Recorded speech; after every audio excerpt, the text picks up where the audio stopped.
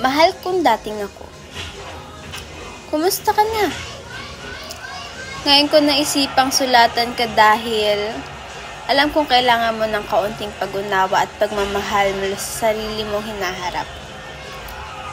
Naiintindihan ko lahat ng hirap, galit at pagkabagabag na nararamdaman mo noon. Gusto kong sabihin sa'yo na normal lang iyan. Lahat ng sakit at pagkakamali na iniiyak mo, bahagi iyan ng mga proseso. Una sa lahat, gusto kong humingi ng tawad. Pasensya na kung minsan masyado kong pinilit na maging perpekto. Pasensya na kung may mga pagkakataong hindi kita binigyan ng sapat na oras para makapagpahinga. Pinilit kitang sumabay sa agos ng mundo. Kahit ang totoo, nalulunod ka na.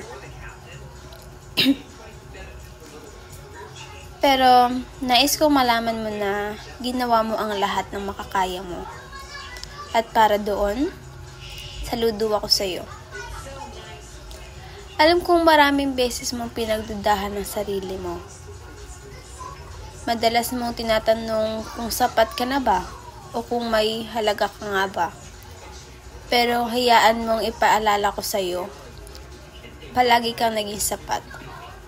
Sa bawat kabiguang kinaharap mo, natutunan mo ang lakas ng loob.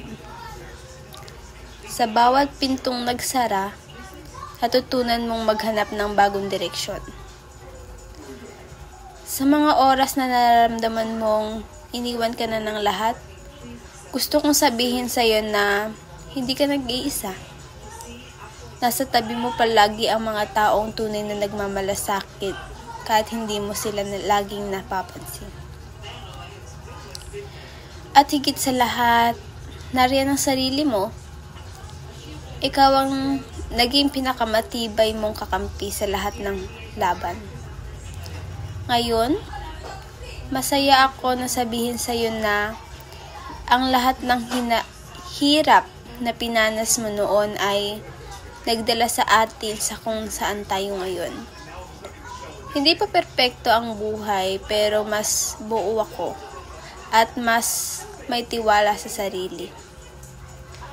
Kaya kung sakaling mapagod ka ulit, tandaan mo, magiging maayos din ang lahat.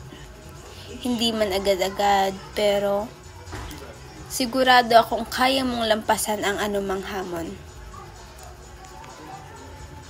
Maraming salamat sa iyo.